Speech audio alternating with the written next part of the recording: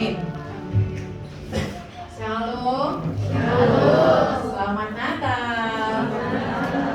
Puji Tuhan ya. Tahun ini saya melihat suasana Natal di mana-mana luar biasa meriah dan itu membawa sukacita bagi saya pribadi. Tapi pasti bagi ibu dan bapak juga tentunya. Hari ini saya diberi kesempatan menyampaikan firman Tuhan dan tema Natal kita tahun ini adalah kemuliaan bagi Allah dan damai sejahtera di bumi. Ini diambil dari Lukas 2 ayat 14. Sebelum kita masuk dalam firman Tuhan tentang kemuliaan bagi Allah di tempat yang maha tinggi, itu adalah pujian malaikat. Jadi sebelum malaikat menaikkan pujian itu, malaikat terlebih dahulu mendatangi sekelompok gembala yang sedang menjaga ternak di malam hari ya. Mereka sedang menjaga di malam. Tiba-tiba datang seorang malaikat yang bersinar penuh kemuliaan menyampaikan berita sukacita tentang kelahiran Yesus Kristus Juru Selamat dunia. Setelah itu bala tentara surga turun menyanyi, menaikkan pujian, memuliakan Tuhan. Kemuliaan bagi Allah di tempat yang maha tinggi dan damai sejahtera di bumi di antara manusia yang berkenan kepadanya. Malam ini judul renungan Natal kita, ada damai sejahtera ketika kita memuliakan Tuhan. Memuliakan Tuhan itu artinya bagaimana sih sebenarnya?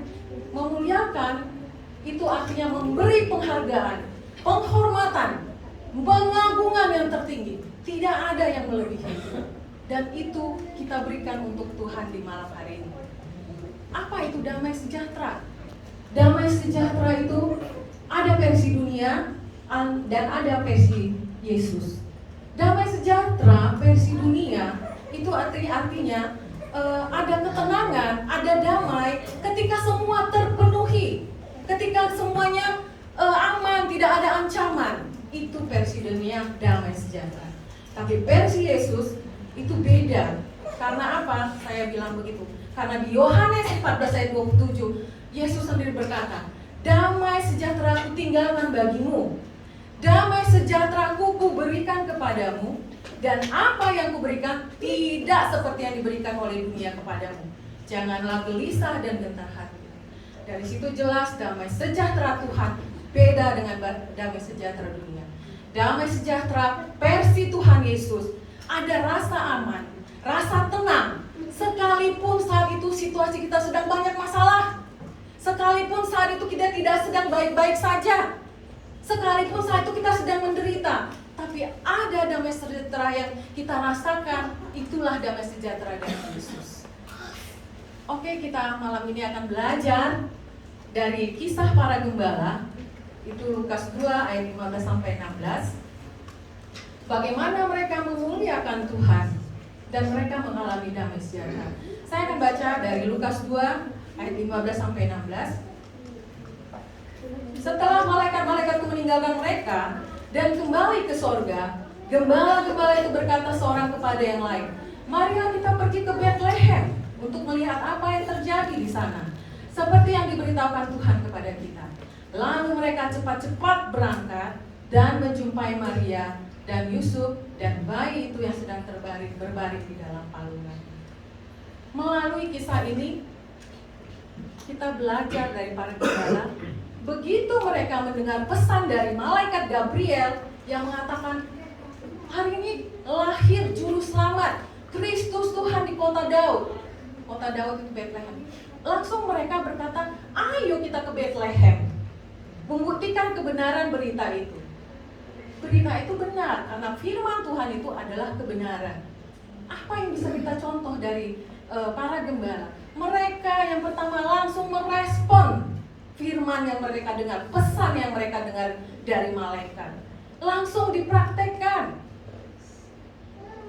Melakukan firman Tuhan, mengerjakannya dalam hidup kita, itu salah satu cara memuliakan Tuhan. Itu bisa kita lakukan kalau kita percaya firman Tuhan itu benar, ya dan amin. Kalau firman Tuhan itu adalah suara atau pesan Tuhan untuk kita. Kalau kita mau tunduk dan patuh kepada Tuhan, baru kita bisa melakukan apa ditulis di Alkitab atau firman Tuhan. Oke, sekarang saya akan bawa saudara-saudara apa kira-kira contoh atau tindakan yang bisa kita lakukan dalam melakukan firman Tuhan. Yakobus 4 ayat 17, saya bacakan. Jadi jika seorang tahu bagaimana ia harus berbuat baik, tetapi ia tidak melakukannya, ia berdosa. Wow, ini tajam ya. Kalau kita tahu itu baik, tapi kita tidak melakukannya, kata firman Tuhan, berdosa. Sekarang saya tanya, mengampuni itu perbuatan baik apa enggak? Berarti harus kita lakukan. Gak ada alasan. Tidak ada alasan. Karena itu perintah Tuhan juga. Berarti harus mengampuni. Siapa yang belum mengampuni? Ingat, ini perintah Tuhan. Dan kata perintah Tuhan, siapa yang tahu itu baik tapi tidak melakukannya, dia berdosa. Contoh lain, dan itu kan contoh, ada firman-Nya. Tunduk pada suami, itu berbuat baik apa enggak? Baik. Berarti duit, bukan duit ini ya, lakukan tanpa alasan, gak ada alasan. Tunduk seperti kata firman Tuhan. Tunduknya gak tanggung-tanggung dalam segala hal, kata firman Tuhan. Sayang istri, itu perbuatan baik tidak? Wah, bapak-bapak nih. Kalau menurut baik berarti harus lakukan dan gak tanggung-tanggung. Firman Tuhan bilang, sayangi istrimu, kasih istrimu seperti mengasihi dirimu. Kalau orang mengasihi dirinya gak mungkin ngasih yang jelek ya. Gak mungkin untuk diri itu maunya pasti yang selalu yang terbaik. Berarti bapak-bapak, bapak-bapak ibunya dikasih ya yang terbaik. Anak-anak, menghormati orang tua itu baik tidak? Baik. Wih, Tuhan. Berarti harus dilakukan. Ingat, bahkan kami yang masih punya orang tua, perintah penting gitu ya. Kata Efesus 6 ayat 2, itu perintah penting. Dan ada janji Tuhan untuk yang menghormati orang tuanya. Katanya apa? Panjang umur. Saya kasih contoh ya, bapak saya udah tua hampir 80 tahun. Orang yang kenal dia pasti tahulah orangnya gimana, keras, terlalu disiplin. Tapi satu hal yang saya pelajari dari dia, saya percaya dia bisa sampai hari ini ada dan sehat. Dia tuh sangat patuh sama bapaknya, walaupun dimaki, walaupun dihina sama opung saya dulu, gak pernah dia melawan. Sampai saudara yang bilang, ya ampun, kok bisa lah ya abang itu, diam aja udah dimaki, dihina katanya. Saya percaya janji Tuhan bagi yang menghormati orang tuanya, selain berkat, panjang umur dan berkat kesuksesan pasti firman. Yang terakhir nih, khawatir itu baik nggak? Enggak, berarti jangan khawatir. Siapa yang masih khawatir, berarti khawatir itu berdosa.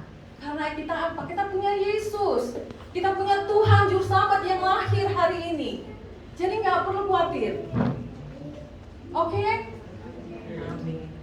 Ketika kita melakukan firman Tuhan, seperti tadi mengampuni, walaupun mungkin berat kali, aduh aku udah dihinanya, nggak bisa, nggak, pokoknya sampai mati nggak mau ampuni dia. Tunduk pada suami, walaupun sedikit. Nanti perasaan bener aja, tunduk. Kalau waktu mengasihi istri, saya kali pun istriku ini, kasihin dia. Menghormati orang tua, tidak khawatir. Ketika kita melakukan itu, sepertinya sulit. Tapi ketika kita bisa melakukan itu, akan ada rasa damai sejahtera menguasai hati kita. Ada rasa kelegaan. Saya nggak tahu Bapak Ibu punya pengalaman itu apa enggak, tapi saya juga begitu. Ketika mau mengampuni itu kayak susah banget, susah. Tapi ketika saya melepaskan pengampunan itu, saya tenang, saya lega, saya percaya itu damai sejahtera Tuhan. Jadi Bapak Ibu Saudara, itu namanya damai sejahtera Kristus. Sekalipun kayaknya nggak baik-baik saja, menderita ataupun terhina atau apa, tapi ketika kita mengalami rasa tenang, rasa damai, itu damai dari surga, dari Yesus.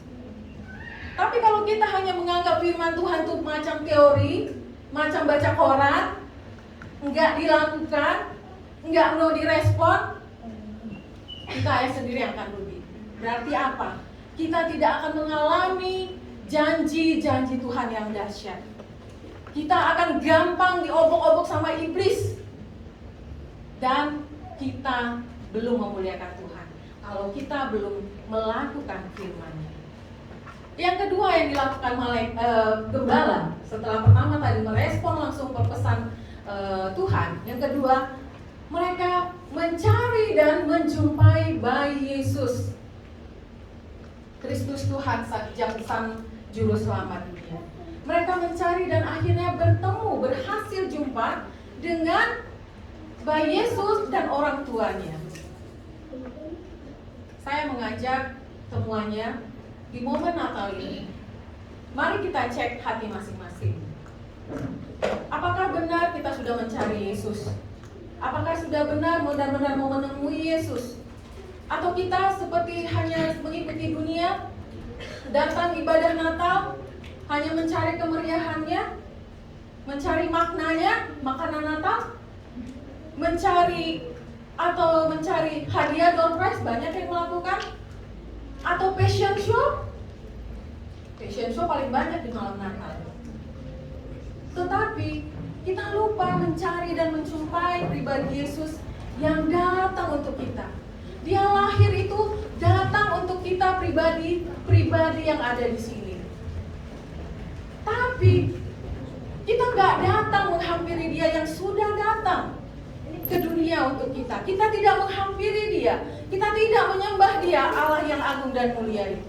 Kita sibuk mempersiapkan acara-acara Natal, lupa menyembah Dia secara pribadi. Karena apa? Sudah lelah. Jadi panitia di mana-mana, lelah. Nggak lagi mencari Yesus, menemui Yesus. Sudah lelah mengisi acara di mana-mana.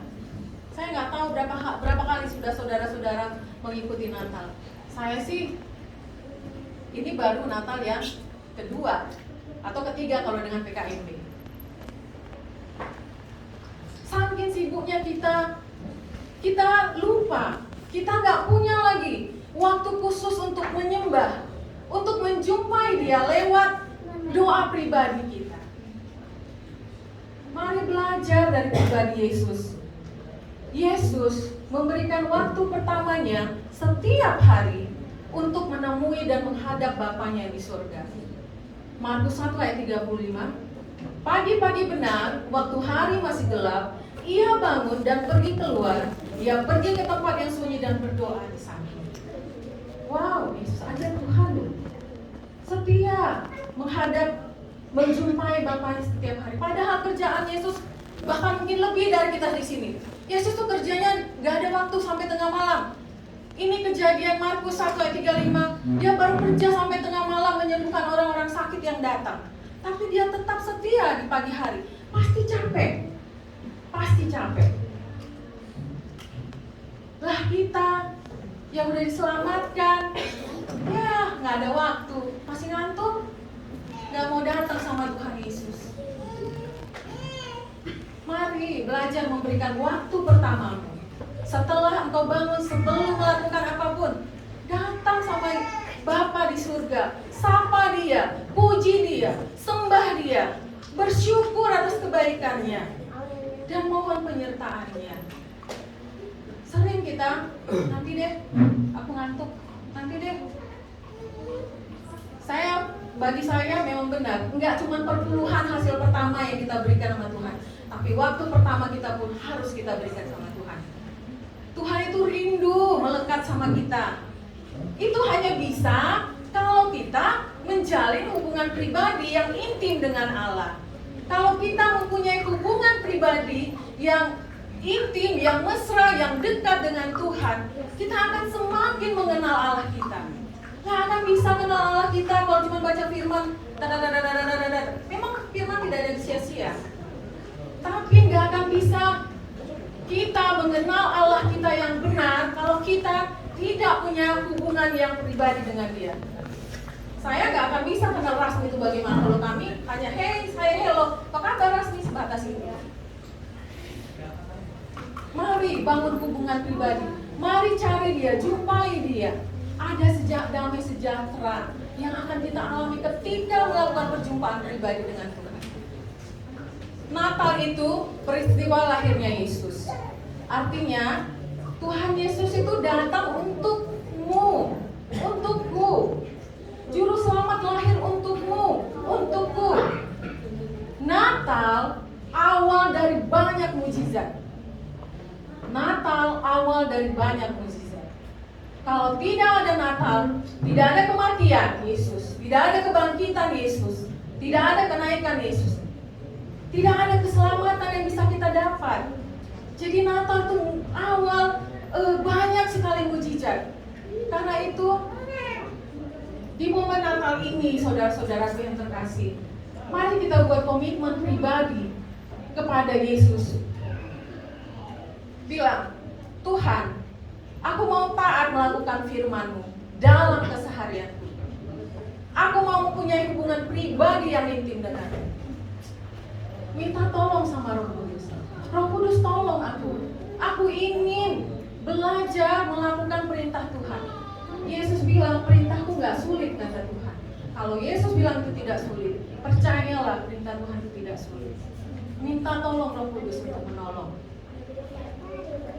Damai sejahtera akan engkau alami bila engkau memuliakan Tuhan dengan menaati firman-Nya dan memiliki hubungan pribadi dengan Tuhan.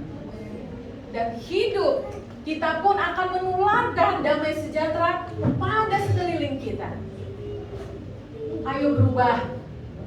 Ayo berubah. Bila selama ini belum mencoba melakukan firman Tuhan, cuma tahu, oh iya, kalau ramahlah kamu seorang terhadap yang lain. Lakukan hal-hal kecil dulu. Gak usah dulu hal-hal yang sulit. Mari kita mencoba melakukan firman Tuhan. Yang belum setia, belum disiplin dalam menjalin hubungan pribadi dengan Tuhan, mengambil waktu pribadi dengan Tuhan, ayo berubah. Gak usah tunggu 2024. Mulai malam ini ambil komitmen di hati. Aku mau menaati firman Tuhan. Aku mau disiplin untuk mempunyai hubungan pribadi. Seperti gembala, merespon langsung firman Tuhan, langsung mencari dan menemui Yesus. Saya sedikit bersaksi. Saat saya menyiapkan renungan Natal ini, sebenarnya bukan saudara yang lebih dulu ditegur untuk berubah, tetapi saya. Roh Kudus mengingatkan saya untuk kembali disiplin dalam persekutuan pribadi dengan Dia. Karena belakangan ini saya kendor dengan alasan pekerjaan atau apa. Tadi pagi saya menangis sama Tuhan. Ampuni saya Tuhan, karena selama ini saya sudah gak disiplin. Padahal saya sudah merasakan hubungan pribadi dengan Tuhan luar biasa. Saya ada sampai hari ini. Kalau bukan kebaikan Tuhan, saya sudah mati. Hampir 2 kali atau 3 kali saya hampir mati. Saya minta ampun sama Tuhan. Jadi saudara, firman ini bukan saya sampaikan untuk kalian saja, tapi untuk saya pribadi juga. Kalau saya pun bisa tertegur, saya berharap firman ini juga bisa menegur siapapun yang belum melakukan firman Tuhan dan belum melakukan hubungan pribadi dengan Tuhan secara terus-menerus, secara setia. Saya mau memperbaiki komitmen saya yang kedua, karena saya tahu kasihnya sangat besar sama saya. Percayalah saudara, kalau kalian tidak mengalami kasih Tuhan yang sesungguhnya, kalian tidak bisa mengasihi Tuhan dengan sungguh. Hanya bisa mengasihi Dia kalau menyadari bahwa Dia telah datang ke dunia ini. Dia telah datang untuk mati, untuk menebus dosa kita. Bayangkan, pikirkan penderitaannya di kayu salib. Ketika engkau merasakan kasih-Nya, engkau akan bisa mengasihi Dia. Puji Tuhan, Tuhan berkati. Mari kita berdoa. Bapak, kami sudah belajar firman-Mu, dan kami Tuhan mau berkomitmen.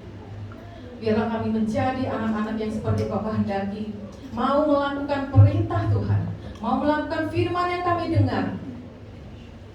Dan kami juga mau Tuhan membuat waktu khusus pribadi untuk menjalin hubungan dengan Tuhan.